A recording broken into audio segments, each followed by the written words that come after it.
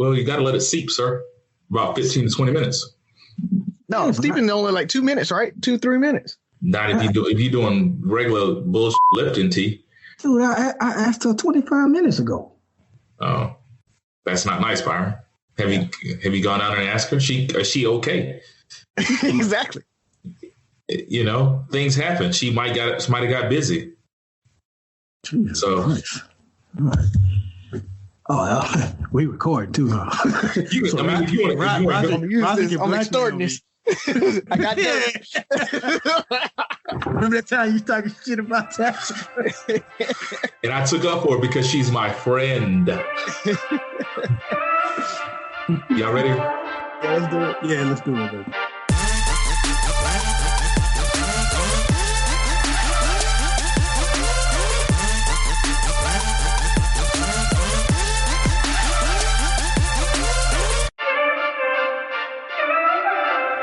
What up, what up, what up, what up? Once again, it's your favorite podcast, Three Brothers No Sense. I'm joined with my co-host, Buff and Razi. Fellas, tell them what's on your mind. Yo, I just want to let you know that I am eating this nice, tasty Little Debbie Christmas tree cake. I can't wait for Thanksgiving to come and go so I can get into this actual Christmas time. It's too early for that, man. That's sacrilege. Nah, man. As soon as they hit the shelves, that's when you go get Christmas tree cakes. Nah, man. That's sacrilege. And also I want to say how sucky McDonald's curbside is. It took me 35 minutes to get my doggone chicken nugget meal for my daughter. She was all hungry, and I did the little curbside on the app. Went to the spot 4, and 35 minutes, bro. 35 minutes. They said yes, we delivered it, and then I waited another 5 minutes. After they said they delivered it, they didn't deliver it. So I had to walk in and say, hey, y'all said y'all delivered my food. And they were like, oh, our bad. We marked it, but we didn't get a chance to walk it out. I'm like, come on, man. Come on. We can try to act like Popeyes taking all that time for some chicken nuggets. Yeah. So McDonald's curbside sucks. McDonald's, when you hear this, y'all owe me $5.28, however much it is, for a 6-count nugget meal. You trying to get like Buff, who got that refund from Eddie V's? Yo, yeah. Listen. I was not looking for that. All I did was say, you know, it was great the first time. The second time, not so much. I did throw a little shade in there, and I said, you guys were my number one, but now it's Del Frisco's. And the manager jumped on the post and inboxed me, and next thing you know, I got a $200 gift card. So where'd you post this on? It was on Facebook. You know how you get the different sponsored ads that come through your feed, and yeah. I just felt like commenting. I ain't thinking nobody's gonna check it out. So guess what I'm about to do for a living? Oh, Nikes? Oh, anything that comes up. Yeah, I used to rock with Nikes, but you know, I was warm and they kept giving me blisters, and you know, I'm an Adidas guy now. You know, like I just can't. You know, free J's. that's the plan.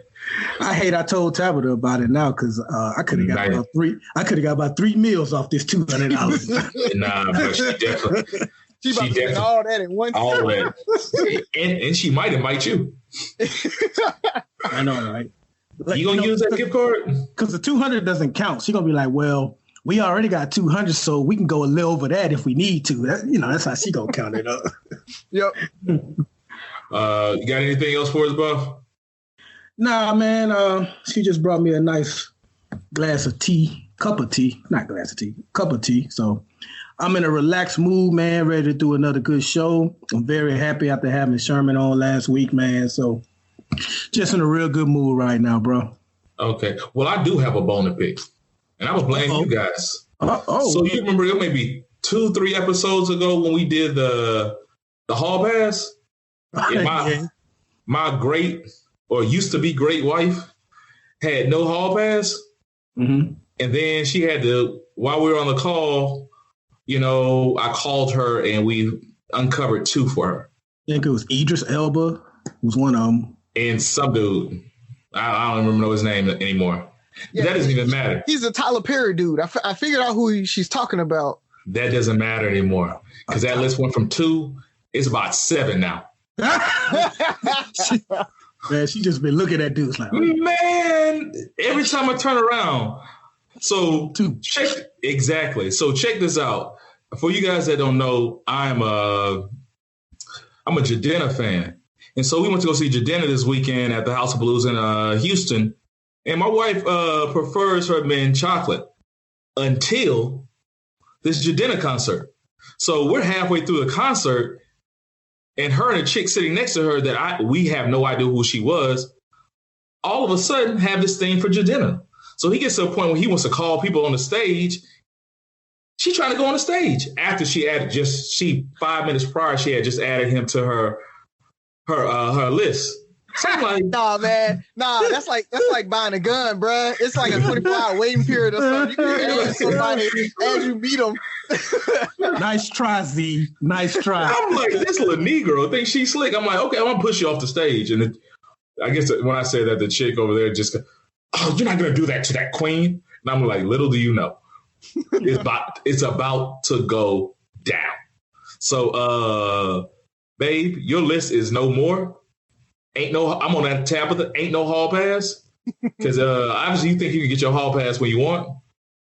And I don't even know who's on it anymore. Like, she just kept adding people to the list. I can't even remember. I can't keep up with it. So that's my bone to pick with you guys. Putting that in my wife's head. The whole time that happened, I was thinking about was it Eddie Murphy Raw? When he said he married his wife and she didn't know any English. And then she got over here and started talking to these American women. And I want to have Eddie. Like, Eddie. Now my wife has been corrupted by my podcast. Thanks a lot, fellas. Whose question was it? Was it your question? It definitely wasn't my question because I didn't have a hall pass. Actually, I think it was yours, Buff. It was yours. As a matter of fact, you see Little Evil try to pass it on. My bad. Man, I don't want to talk about this. Let's pay some bills. My dad works in B2B marketing. He came by my school for career day and said he was a big ROAS man. Then he told everyone how much he loved calculating his return on ad spend. My friends still laugh at me to this day. Not everyone gets B2B, but with LinkedIn, you'll be able to reach people who do. Get $100 credit on your next ad campaign. Go to linkedin.com/results to claim your credit. That's linkedin.com/results. Terms and conditions apply. LinkedIn, the place to be, to be. All right, fellas, we back. My favorite part of the show is question time. Let's, what I want to ask. I have a couple of questions, but okay. So I know everybody's seen the video of the young lady, the mother who beat her child. Yeah, I was trying to figure out how to politically correctly say that. Oh, she beat that boy. Beat her child and posted on and had it on social media. Then there was some flack because of what she did. And then she goes back on social media and tells her side, which was in my opinion, made everything even worse. But the thing about it, you had a lot of people who came at her, but then you had a lot of people defending her as well. Mm-hmm. And so I'm not going to attack this young lady because I don't know the situation. I don't know everything that happened. So my question for you guys is, we all from Mobile. We were all raised by Black mamas who grew up in the South. What was the worst whooping you ever had? Wow. Why? And explain the details around it. And the final question is, was it worth it? And do you think they got their point across? Did it change anything? Or was there a better way to have done it? Man, I did not get that many whippings. So none of them were just awful. I mean, they all hurt, of course. But I remember a time, me and my cousin in Pritchard, Alabama on Montgomery Street. My dad had just told us, we riding our bikes. He was like, stay on the sidewalk. I think he might have said it 2 or 3 times. Make sure y'all stay on the sidewalk. I'm about to go, to the store, wherever he's about to go. I'll be back. Y'all stay on the sidewalk. Cool. Go stay on the sidewalk, Pop. Man, we waited till he was clear. And my cousin, I mean, he's passed away now, but if you're looking down on me, sorry, I got to tell you how it is. It was your fault. Just Fred. Yeah, it was. It was Fred. He was like, come on, man, let's go. So I was like, all right, got in the street. And sure enough, my dad must have forgot something, because he come back down the street and he saw us with our bikes in the street. Man, he made us march upstairs, and I think he whipped him. You know what? When you're a kid, get your whipping first. Because when you're watching somebody else get their whipping, it looks, it makes you that much more frightened, man. Yeah, that is definitely. So he whipped my cousin, then he whipped me, man. And that's one of the ones. I got another one for cursing. I don't know why I recorded myself on a tape cursing. I don't know why, but some kind of way. Stupid. He was looking for a tape, and he found that tape was blank. And he played it. And I remember I was in the room with him. And he played it. And it's me on there like S word, F, MF, kiss my A. I was like, oh, shit. It's about to go. He's so, yeah. Looking like that Kermit. No, that Kevin Hart. It's about to go down. So those are the two that stick out in my mind, man. But nothing traumatizing like that little boy had on that video. Right to tell. I feel like Lily and Dad brought that thing. I feel like they ain't play.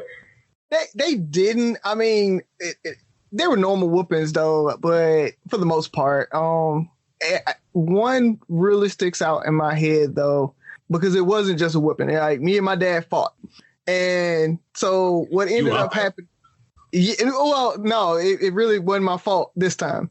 So my mom was, just talking about how I don't respect her, I disrespect her, da. And I was like, I got so much respect for you, I let you whoop me, because at this point I was like 13, 14, right? And I'm bigger than her, I'm stronger than her, I can stop her from whooping me if I wanted to. And I'm that's like, subjective. Huh? That's an opinion. Yeah. So she was like, what you mean you can stop me? You can't stop me from whooping you. And so she like swung at me and I like stopped her hand. I was like, see, I can stop you anytime I want to. And she was like, oh, okay. You want to hit me? I was like, wait a minute. Ain't nobody hit you. Oh, man. It sound like you hit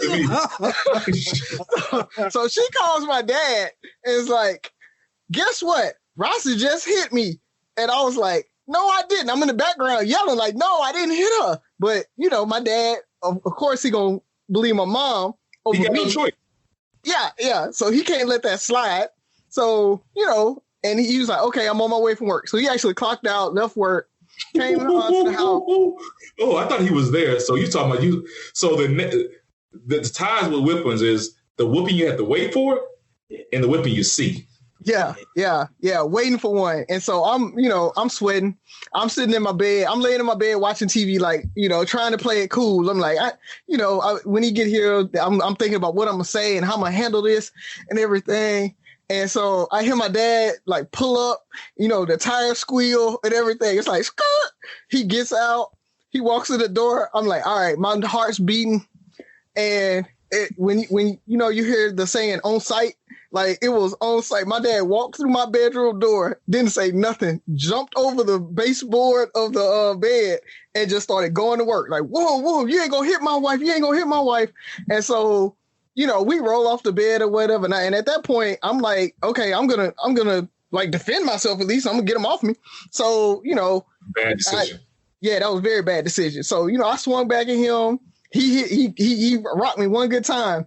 And so at that point, I'm standing back and so he's tired. So I was like, okay, all right. So it's calming down. And then I finally tell him like, I didn't hit her. I stopped her from hitting me. So he was like, that's bad enough. And so we finally like got to a point where we were ready to talk. I think he was just tired. So, but that let me know that one, I could actually hang with my dad if I had to. Go back, Razi. But at the same time, like, it was one of those things, man, that you asked, was it worth it or whatever? It really kind of showed me that, one, it did show me how to stick by my wife as I got older, like it don't matter. I'm gonna protect my wife, and I'm gonna make sure that, you know, if she feels threatened, that I'm gonna handle it. But at the same time, it made me think about, okay, I got to get the whole story, and I can't just fly off the handle. So I guess it taught me some lessons. You figured that out as an adult or as a child? When you were 13, you're 38 now. What was going on in your head at 13? Like, did it teach you not to hit your mom again, or because that's something you weren't going to do anyway? Or did it like, man, they don't listen to me, yada, yada, yada. I hate my parents, because I feel like you didn't have that I hate my parents moment. Well, in his opinion, he didn't hit his mom. I know. I didn't. I mean, do y'all think I hit my mom? No, I don't hit my mom on that. I didn't hit my mom, but you know, which would have made me more upset.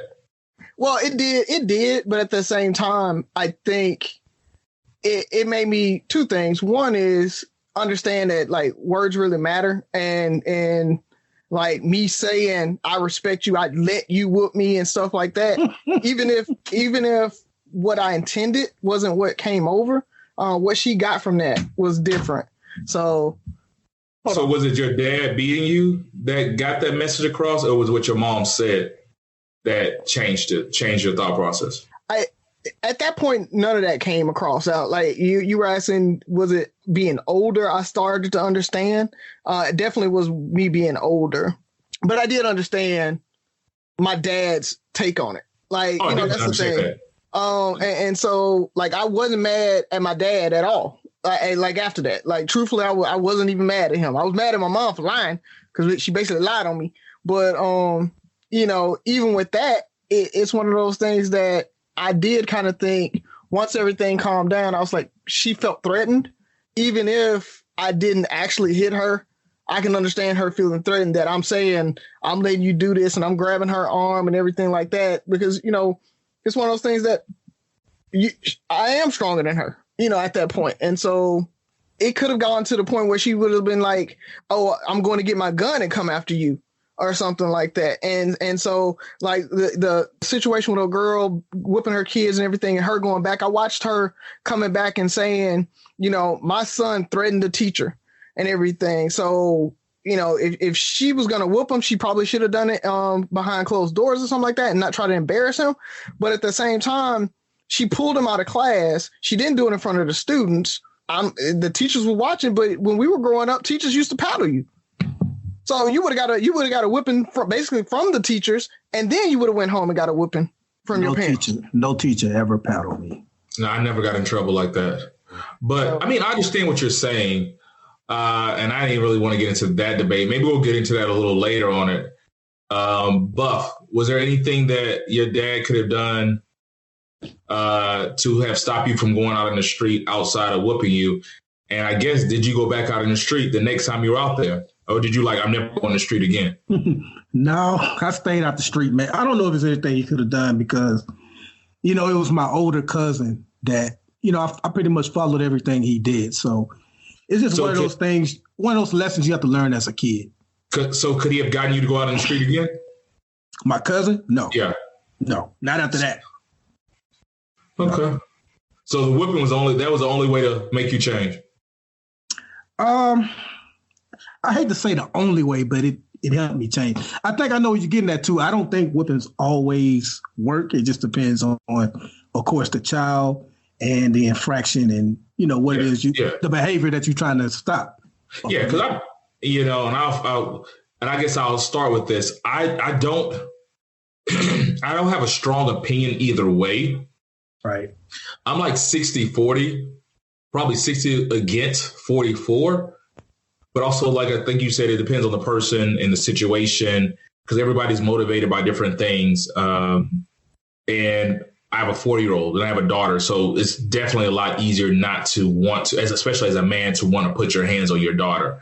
But I got a 6-month-old son coming up, and I feel like we already locked eyes a couple of times. So I think he might be testing me. But oh yeah, boys gonna try you. They're gonna try you. Yeah, but but the thing about it is, because even when I was reading those posts and seeing people and how everybody bragged on, well, my mama did this, my mama did that, and like my dad did, it's almost like a badge of honor. And it was like, yeah, it might have helped set you on the right path. But how many of us had those brothers, sisters, cousins, friends that stayed in trouble, got beat every day? It's almost like clockwork, and it didn't change anything. Right. Mm-hmm. Maybe the reason it worked is because the whooping was then reinforced with a loving environment, a loving family. Like after that, like you said, your dad talked to you. Yeah, and it was, for me, it was few and far between. Like, it wasn't like I was getting whooped every day. It wasn't like we were getting whoopings, constantly. You've been around those people that get whooped all the time. Yeah, and like you said, a lot of them it becomes numb, or they become numb to the whooping. It's no big deal at that point. But if it's, I've been on punishment, done the same thing over and over and over again. Yeah, that type of thing. At that point, I did stay on punishment, but it was for different stuff. I didn't do the same thing over and over again. Yes, you did. I did. But it was one of those things. I mean, it was relative, right? Like I think my parents knew that whooping me wasn't going to stop me doing what I was doing, right? It wasn't going to stop me from skipping school. I skipped school because I really didn't have anything to do at school. So, I was probably going to skip school even if they whooped me. And I think they knew that. They were trying to teach you to come up with better excuses, sir. I think so. A lot better. Bro, something I learned from my dad that I appreciate was whenever he whipped me, he would, explain to me why and, what he expects out of me. Like we would talk about it after. And that's something I've implemented with Jasmine a few times. I've popped her like, once the crying is over and stuff, do you know why I whooped you? And this is why I don't want you to do whatever it was she was doing. It's my job to protect you, keep you from danger. And if you do this, you can put yourself in danger. So I did appreciate, even as a kid, I appreciated him, taking the time out to explain. And something else I don't do either, Ferg, is I've never spanked Jasmine while I'm angry. I just think that's a good policy, not to hit your kids while you're angry. And that's what I didn't like about the woman in the video. It seemed like she was angry at the time and was just beating him like she would somebody her age. And that's what I get better at. I've never done that to my daughter out of anger, but I know, I'm not even saying I have a temper. It's just, I don't know. But I've never just struck her out of anger and stuff like that, or struck her. I've never struck my daughter. But, that's something we just got to consider. Like there could be some good and things we need to reconsider when it comes to how we were raised. So my situation was, picture this. I'll call it summer 90. I think I was in a fourth or fifth grade. I was in Dallas. Summer, I'm going out to play with my friends. And I told my parents I was going out. They told me they didn't even tell me to come back. They just like, come, back then, you went out, you came back when you were hungry, you had to go to the bathroom. So I come back to the house. My mom and dad meet me at the door, dressed, ready to go. And apparently I was supposed to get baptized that day. And I ain't know. I missed the memo that I had came to Jesus. But we definitely had to come into Jesus that day in the house. So I came home for the sole reason to go piss, because I was right around the corner. Man, my dad beat the piss out of me. Not the but the piss out of me. So I'm like, I got to go to the bathroom. I guess he thought it was me trying to get out of this whipping. And so he's whipping me. I'm trying to hold it in. He hit me in one spot. Bam. Faucet. So then I get whooped for peeing on myself. And I'm telling you, I got to pee. You whipping me. And so when I pee, man, it was horrible. I'm going to get you a shirt and say, I got to pee. And then I can't breathe. One of the I can't breathe shirts. And then I go get saved. Wow. Where was Jesus then? Where were you then? He had forsaken me or something, because it was rough. Like, we were rushing. We had to drive on the other side of Dallas and all that stuff. And it was crazy because I'm like, I didn't get it. I didn't know I was supposed to be someplace. And it just had me like, I think I might have been angry as I was getting baptized. Yeah.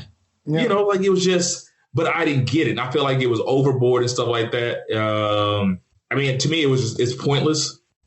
I guess I get it as a parent, but I ain't missing nothing else. I'll tell you that much. But then the only other time I can really, not only other time I can remember getting whipped, but the one that stands out to me was, call it 3 years later. I was, it was Mardi Gras Mobile.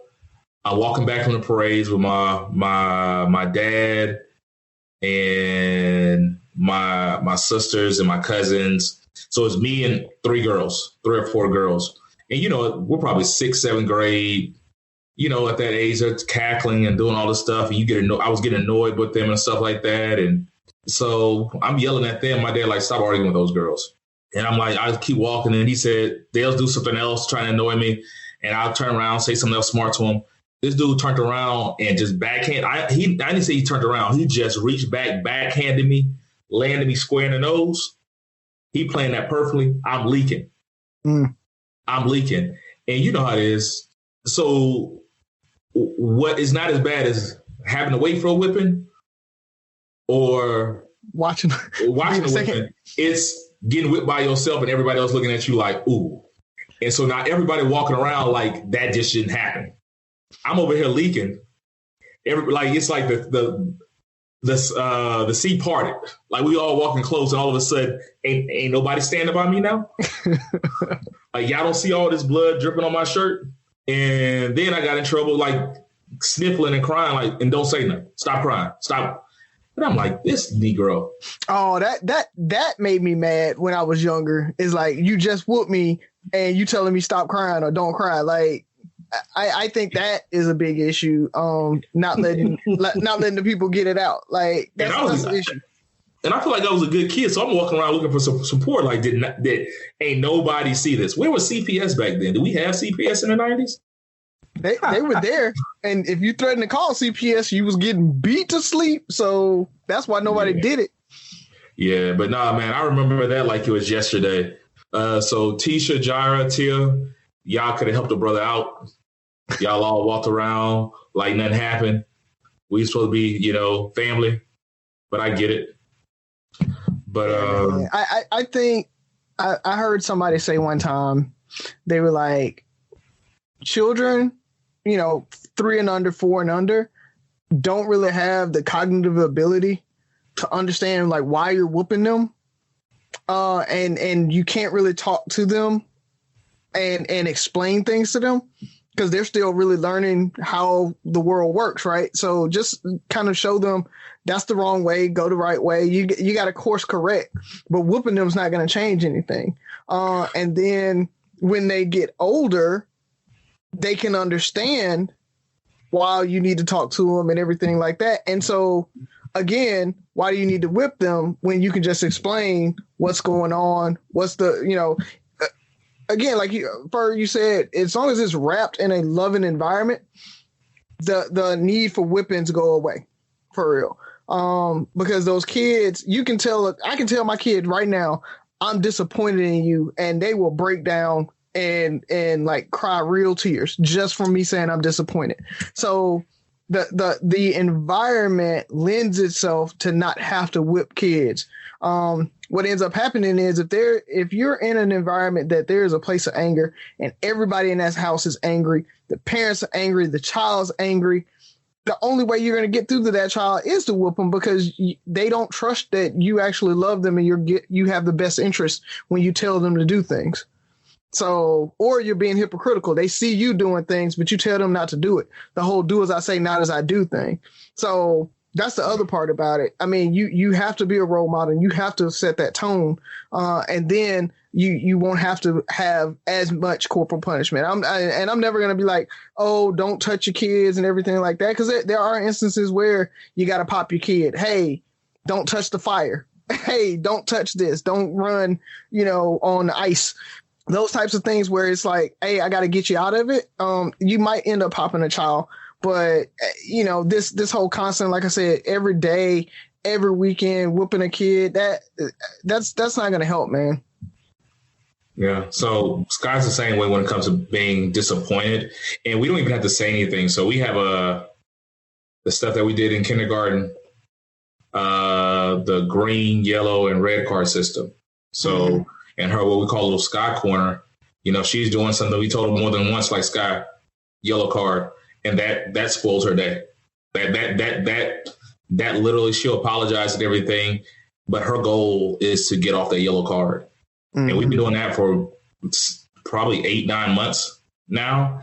And I think she's gotten a red card once. And I mean, that tore her down.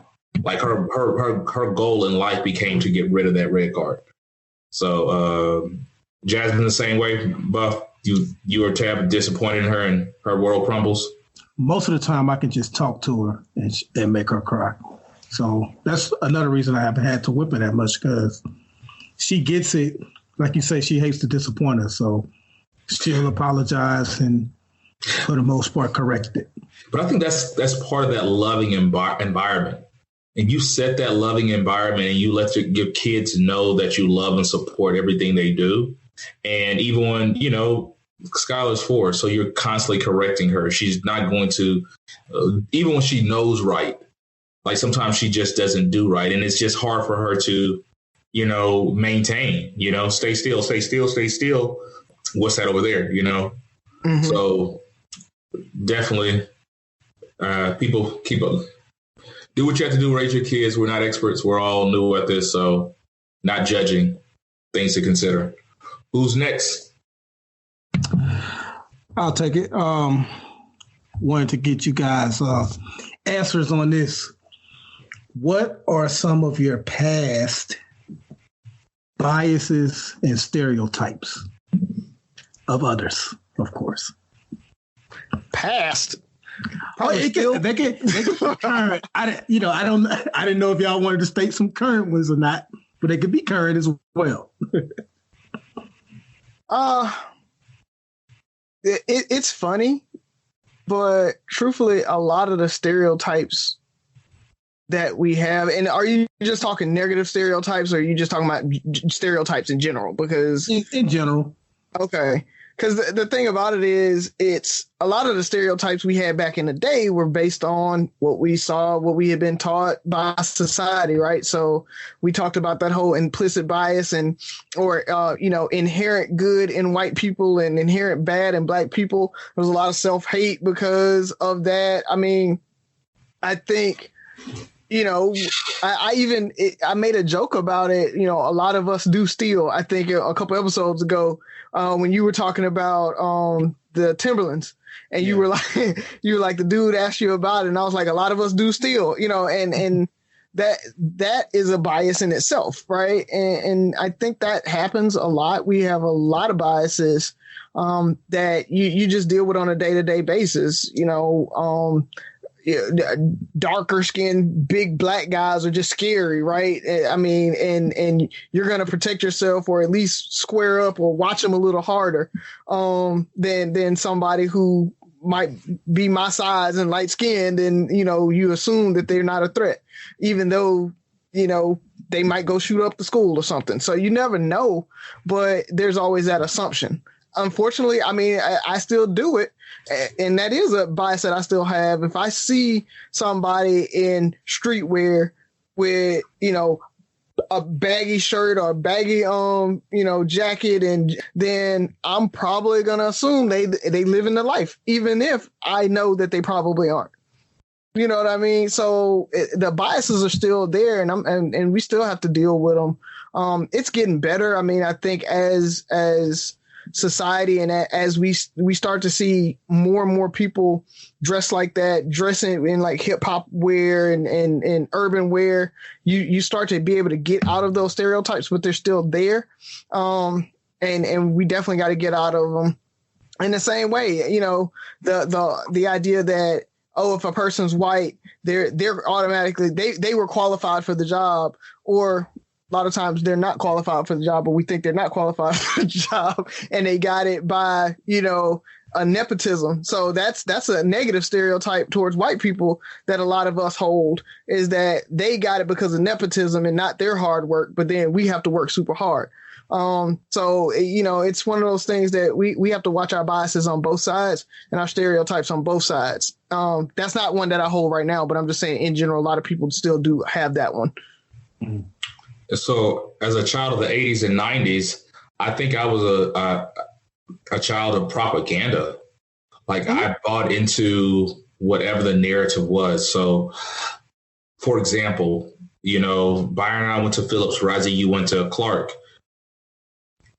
When I was at Phillips, I just assumed every white kid at Phillips had money. Byron, can you think of one broke white kid at Phillips? To be honest, I can barely think of any of them. But I mean, like, not even names. But you just assume that they came from money. But also assume that most of y'all have money too. But it was just certain things. Even, there was a comment made today about homosexuality. Even when, and that's a bias that I've had to challenge myself, and I think I've really done a 180 on that, is when we think about homosexuals, we always think of effeminate men. Like that homosexual lifestyle. It's like, if you didn't know who they were, if you didn't know their sexuality, you would not know this person was this. And if they were, and if they are, and they are not the quote unquote typical gay guy or whatever you want to call them, then he's trying to fake it. Like, this is how you're almost telling them how they should act, even though you don't like how the stereotype acts. So those are things like, because even when we talk now, it's like, well, I don't want them acting like this and I don't want them acting like that. And it's like, do you think all gay people act the same, or all, just like all black people don't act the same? And I guess stereotypes on what black people are supposed to like and don't like. When we talk about black culture all the time, and you don't like this music, you don't like that music. Like, I probably listen to less hip hop or rap than probably 90% of the black guys around me. Not because I don't like rap. I mean, I listen to it if it's on, but I'm not saying I'm not a fan, but it's just like, I don't get into it the same way everybody else does. Mm-hmm. And so if you don't do this, you're soft, or you listen to white people music. Like, no, I just like music. It is what it is. I know growing up, I used to, because I was big into education and stuff like that. I remember growing up, I thought to be successful, I had to go to like one of these Ivy League schools, or even go to, something like UT or Texas A&M, at least a predominantly white school, PWI, to get a good education and make it in life. And then you realize that, education is what you make it in. It's about networking and building yourself and learning as a whole. And going to HBCU changed my view on that. Even going to LaFleur, going to a school that was predominantly black and seeing all these brilliant black minds coming from Phillips, where it's probably 25, 30% black at best. Prior to that, coming from, except for my small stint at Booker T, before I went over to Phillips, like when I left Dallas, I was the only black kid in my class, like 4th and 5th grade. So coming to a school that had more black kids, I'm like, this is going to be interesting. Can a black education system give me the education I need to make it in life? And I think I've done pretty well. Well, we don't have enough time in the show to get to all of mine, but I'll just try to run down a quick list. Some of the less offensive ones that I would say are like, light-skinned girls with big foreheads are like cold-hearted. They never apologize in a relationship. Big-breasted women snore. What? What? Anybody that wears all black Air Force Ones can fight. Anybody that got on some dirty white Air Force Ones steal. What else we got? And then some of the more offensive ones are like, those are offensive. Some of the more offensive ones are like, Razi touched on some of them, like, what's white is better than what's black. Like, what's black is lesser. We still see that, like, whether you want to admit it or not. Like, I'm glad we're admitting to ours. A lot of people don't. But whether we want to admit it or not, we do it every year during award season. Like, people still get mad at who doesn't win a Grammy or whatever. We put so much value in a Grammy or an Oscar, but if they win a BET award, that ain't nothing. They just won a BET award. They just won a hip hop award. Like, that's nothing. Like, we put so much more value because it's white. You know what I mean? But then we get mad when we feel like they snub a Denzel Washington or somebody that deserved one. So we do that all the time. I had some more offensive. I mean, like, you know, Asians are good in math, like all the typical stuff growing up that you hear over and over. I believed in some of that. I did at one time think all light-skinned dudes was crazy. Like, it seemed like every time I would talk to a girl and they would be like, man, my ex was crazy. He was light-skinned, wasn't he? Yeah, how you know? Because, you know, they don't know how to control their emotions. That's why. So that's before Drake. It's before Drake. That's offensive to me. It's before Drake, yo. Yeah, but you got the Mobile stereotypes. You know, the whole LaFleur Pretty Boys back in the day, the chicks from Phillips, all that stuff. You know, definitely, man. I remember all of that. So my mind is going blank, man. I had some good ones, but I just wanted to get it out there and see what some of you guys. Well, you can list them for us on the Facebook site, Facebook page. Yeah, definitely. Yeah. Definitely. Razi, what you got for us, man? So mine, I was trying to figure it out, but I think I'm gonna stay along the lines with you guys with what we talked about today. Maybe we can get a theme out of this one. But I want to talk about hypocrisy. I want to talk about Solange. I don't know if you guys know, Solange Knowles cheated on her husband. And if you don't remember, but there was a very, very famous elevator scene where Solange fought Jay-Z for cheating on Beyonce. She attacked that man. She did. So the hypocrisy there, why is there any difference? And as family members, as friends, we talked a little bit about, you know, snitching on our friends and telling if our friends cheating or being okay with that, but at the same time, you know, being mad if one of our friends gets cheated on. So I want to ask you guys about what's the difference there, and do you see the hypocrisy, and would you guys tell on, you know, say a friend who's cheating on their wife, your friend's cheating on their wife, would you say anything or not? And so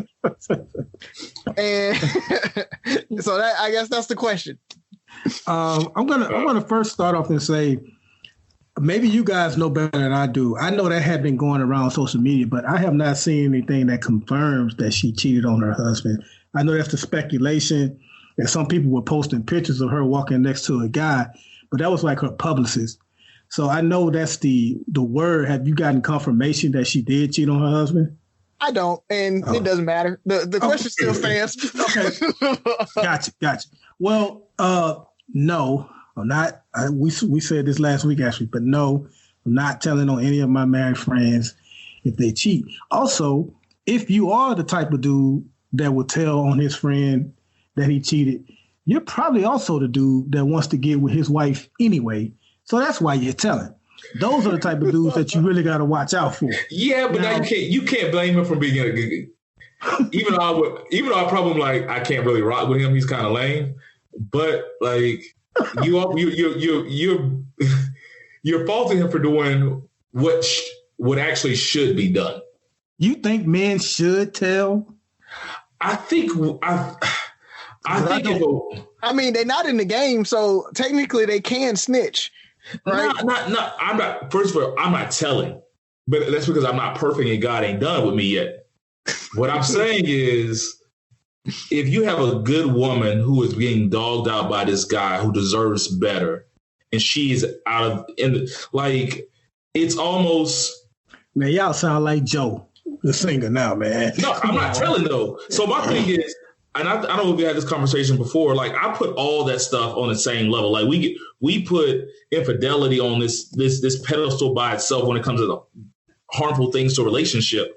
You know, if you're abusive, if you're cheating, if you're like doing all these other crazy things, all of this is the same thing for me. It's just as men, we kind of, I think that might be the reason cheating gets talked about more is because we'll take up for it more than somebody abusing somebody. Like if this same guy was abusing his woman, you'll step up and say something. but he's cheating. Would you tell her to leave if your homeboy hit the woman? Or would you like talk to him and be like, hey man, you need to stop hitting her? Yeah, would you tell her to leave? I can't rock with him. Yeah, I can't rock with somebody abusing their wife, man. That's he definitely not gonna do it in front of me. Exactly. 100%. Like we about to go. Like she with me, dog. Like I ain't telling y'all need to break up, but until she can be safe, especially if it's a mutual friend, like she's with us. Like we can talk. You know, and I would expect you guys to do the same with me. But it's all wrong. Now the thing about it is that's where snitches get stitches. You know, that's where the cultures really, you know, went to like, well, you can't tell somebody who's cheating. It's just cheating. And that's probably the reason the women get more mad about cheating is like, well, you know it's wrong, but you'll let them do this. They do it just as much. Oh, yeah, I don't want to view it. I don't want it to come across as like it's just cheating. Like when I say I'm not going to tell on somebody for cheating, it's not because I'm looking at it as just cheating, but I view that a lot differently than a man beating his wife because that can literally put her in the hospital or kill her. Now, yes, I know people have died from cheating because, you know, you get jealous enough, you grab a gun. But the act of cheating is not going to kill that woman versus beating her and all that stuff. So they're not on the same field. But just like I would talk to him about beating his wife, excuse me, I would if he's cheating on her and I know I feel like she's a good woman, I'm definitely gonna say something like, dog, you know, you wrong, you foul, you need to chill out. Like, why are you not happy? Like, why don't you just divorce her? You know what I mean? Like, I would talk to him. I think women get this perception that because we say we're not going to tell on our homeboy or somebody that we know, that we're like cheering them on, like, yeah, man, go ahead, smash. Like, there is an in-between, ladies. There isn't like we're always just rooting them on or encouraging them to do it. Like, a lot of times we are actually telling them how they shouldn't be doing it, how wrong they are. But at the end of the day, sometimes I know when it comes to domestic violence, I said we got to make it our business. But there are other things that I still feel like you need to mind your business on. And that's one of them. Yeah, I can get it. With all that being said, I still ain't telling though. That's just crazy. I know what I'm supposed to do. And listen, neither are they. No. And I wouldn't expect them to tell if, you know, they're not going to tell them they homegirl. But what if all y'all are friends? That's crazy because never mind. We've lived. Yeah, exactly. But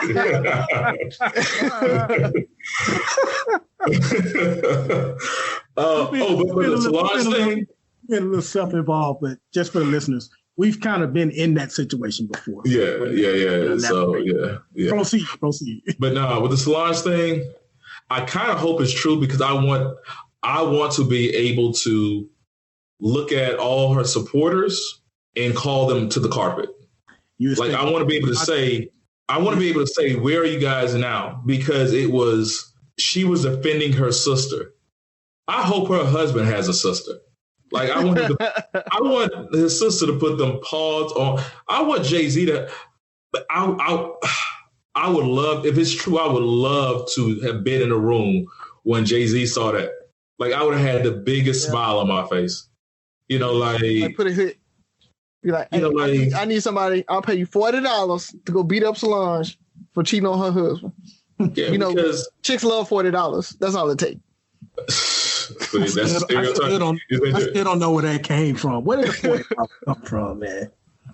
I don't know. Where did the $40 come from? I don't know. I guess is that what you get your nails done for? So I don't know. I just started seeing it all over social media. Like, is that the going like prostitute rate? Well, see, they're not literally saying you can smash for $40. No, I understand that, but I'm just saying, like, is that the going rate? So if I give you $40, like, you know, we good now. You love it. You love me because I gave you $40. I think that's the rate that they know they can ask a man for, and he'll more than likely give it. Oh yeah, $40 ain't enough to. Yeah, you know what I mean. Like, it's like, I don't. Yeah, I'll slide you $40, but 60. Whoa. Yeah. You asking too much now. Hilarious. So now we've learned something. Message. But that's a launch thing. I kind of hope it's true because I want to be able to call her people out that supported the infidelity. Would I tell no? What was your other question though? You had something else. You were. No, that was about it. I mean, the hypocrisy of, her maybe cheating versus, supporting her sister. And then, like, would you guys tell? So, I mean, you guys basically answered it by saying, no, you wouldn't, which, shows the hypocrisy of us all in there. And I think that's normal, truthfully. I mean, I doubt I'd tell, but mainly it's because, it's it really does depend. And like I said, like I brought up the whole all of us being friends type thing. It depends on what's happening, what's going on. Then I got to kind of weigh it. Like, who am I closer to? I think man law goes out. Who have I known longer? That type of thing. So, when everybody's a friend, it's a bigger dynamic than just man law versus, that's my homeboy. So I can't tell on him. Like I have female friends that I've known longer than, male friends that, they ended up together. So if that dude's cheating, even though that's my homeboy, I still got a responsibility to my home girl that I've known longer. I may have grown up with her or something like that, So that everybody kind of thinks of it as man law. It's the homie, but the homie might be a chick. Oh, so hold on. So if your homegirl from high school meets some dude that you don't even know him, like y'all get cool through her. No, not even if, no, I'm not saying we get cool through her. I know her and say maybe it's my homeboy from college. They end up meeting at, something, homecoming or something like that. They end up meeting and they hit it off. And so I'm friends with them individually, but now they come together. Now I have to look at it more holistically than just I have one friend in the relationship. I have two friends in the relationship. He cheat. What you gonna do? I'm probably gonna tell my homegirl. I mean, if y'all homeboy, say it was a single friend in the relationship, your single friend, your actual friend, and you at the movies and you see they lady at the movies with some other dude, are you not gonna tell your homie? Yeah, I'm actually scratching my head on that. I really just want to mind my business. Now, I think I would go up to her, let her know, hey, I see you, so might want to go ahead and come clean with my boy. But if it's like a really good friend of mine, then yeah, I'll be hypocritical. I'll probably tell him. No, but we're talking about the girl. So you're cool with the girl. You known her since high school. Y'all went to Phillips together. You meet a dude in D.C. They hit it off. They start dating, whatever the case may be. Who am I more loyal to? Yeah, did your loyalty automatically switch to him because of man law? That's a great question. What movie was that? Freaking Will Ferrell. That's a great question. You know Boy Blue. I can't even think of it. Old school. Yeah. When dude was kissing an old girl in the bathroom, he's like, "Oh, you can't tell on me. That's man law." And then he looked like a sap and ended up blowing up in his face. So who you telling, Buff? You telling yay or nay? I may choose to mind my business, and that's the honest truth, man. I just listen. It's always tricky when you do that anyway, because you can wind up becoming the enemy. Like if you say something, the other person will twist it around. Next thing you know, you're like, man, so you trying to break us up? You lying on my girl, or vice versa? Like so. I actually had that happen. It was a friend of mine and his wife. He cheated. The wife's friend found out, and the wife's friend told the wife, and the wife got mad at the friend instead of getting mad at the husband. Yeah, I've seen it happen. So, so could you at least? Is a proper protocol to at least walk up to same situation, your homegirl for years, dude, you kind of know, you don't even have to know him that well, because it seems like no matter if it's a guy, man law kicks in and you can't tell. would you at least walk up to him and let him like, dude, I see you. Like, you see me, see you. I'm going to let you ride this out and see how you play it. Yeah. Is that safe? Yeah, that's possible. Yeah. So, Bob was so dismissive about this. I'm about to throw it out there. I just hope I don't catch anybody. Is it because is it man law, or is it just you like minding your business? I like minding my business, man. So your homegirl got a girlfriend. My homegirl got a girlfriend. Your homegirl got a girlfriend. Okay. You catch her girlfriend cheating on her. He got it. So ain't no man law involved. Ain't no man law involved. Or you tell it. Is your homegirl a butch or a film? Does that matter? Does it matter? Okay. The only one I'm just messing around, but like it only really becomes difficult if like you're cool with both parties. Like if I completely don't know the other person, then I definitely don't have any problem. Okay, so it's telling the person, but I want my base to be that I want to mind my business. I really don't want to be put in that situation to tell anybody anything. You know, if you do your dirt, just don't be in my area. Yes. Yeah. Matter of fact, check in on social media so I'll know to avoid that area. Like I want to mind my business. That's all. I'm out here with my side chick, Buff. Don't come.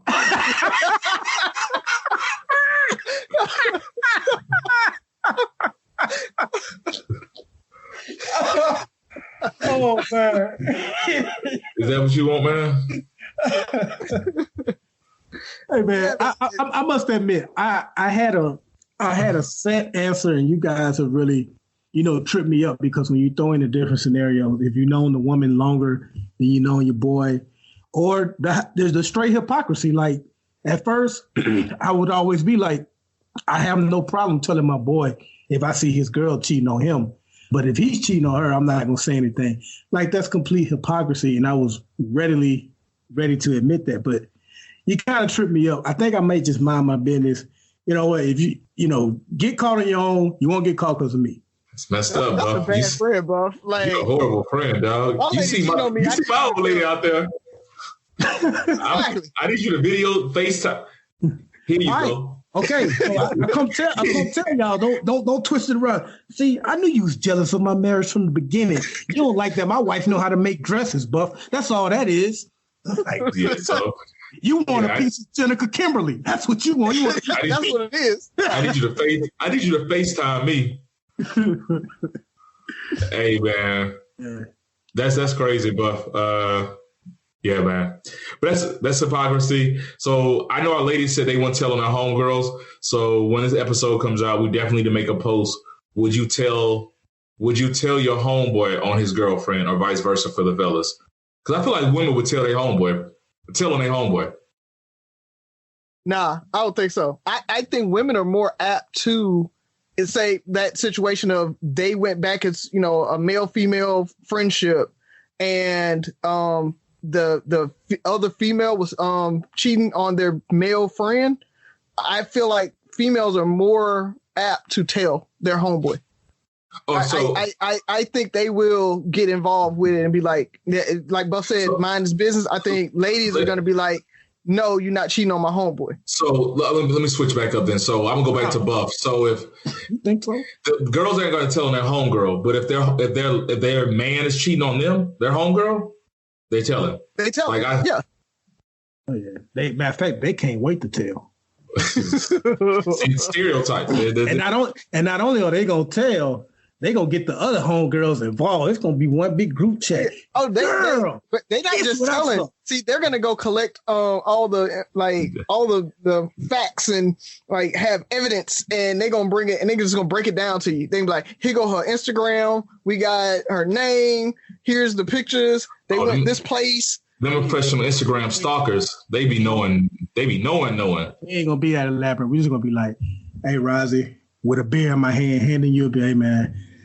Saw Jenica out with another dude, man. You can do what you want to. I'll just let you know. I know what I saw. So how he looks? I don't know all that. I know it wasn't you. He might have been short, might have been tall. I just knew it wasn't you. Yeah, because my thing is, tell me about it, because I might have known they went out, right? Like I talked about Jenica going to dinner with friends and stuff, so I may have known they went out, but friends, at the same time, one-on-one, she can go to dinner with one-on-one with a man.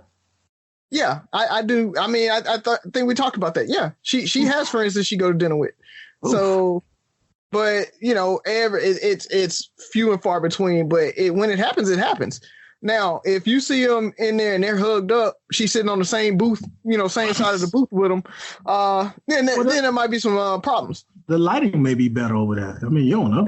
She was showing them some Instagram. She was showing her Jenica Kimberly Instagram too. She couldn't see the menu on the other side.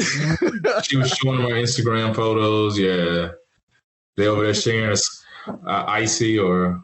All right. So before we go, so Ferg, you same thing? Sabrina go to dinner with guys? No, Sabrina doesn't do that. But this might be hypocrisy or this might be double standard, but she's never been that type person. Like if she had more male friends and stuff like that, because I have female friends. So like I'll have people hit me up like I'm in Houston, you know, we might meet up for lunch if I'm on that side of town. You know, it doesn't happen often. I actually had one of my friends hit me up the other day saying she's going to be in town.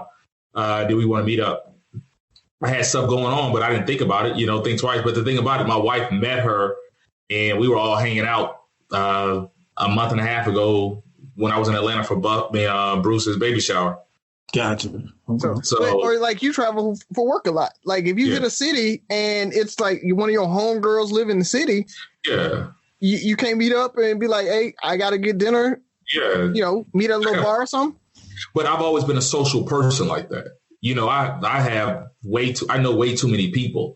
So that's not out of my norm. Like if I never go out, I don't have any female friends and all of a sudden I'm having dinner with chicks all of a sudden, I'm reinventing myself. Nah. Mm-hmm. No, but it is what it is. I ain't telling.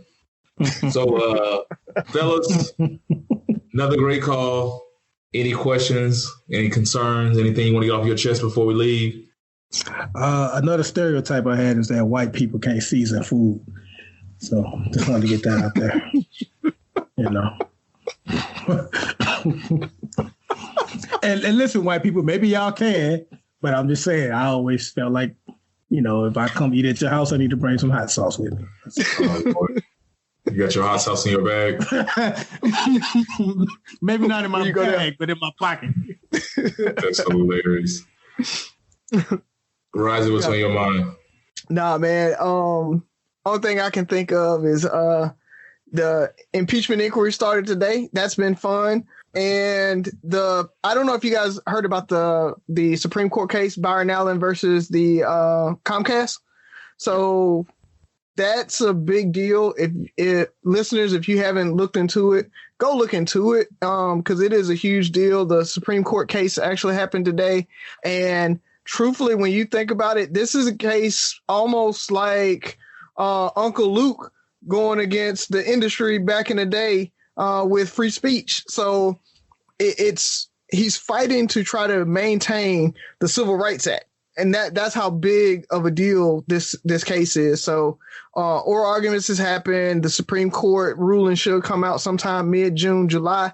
The Department of Justice has weighed in on Comcast side, of course, because Comcast is saying that we're not racist and we, just haven't given Black people a chance to own any media because they just haven't really wanted it. That's kind of their excuse and their reasoning behind it. So kind of sucks, but go check it out. Support Byron Allen, man, so that we can actually keep having a chance at owning some media.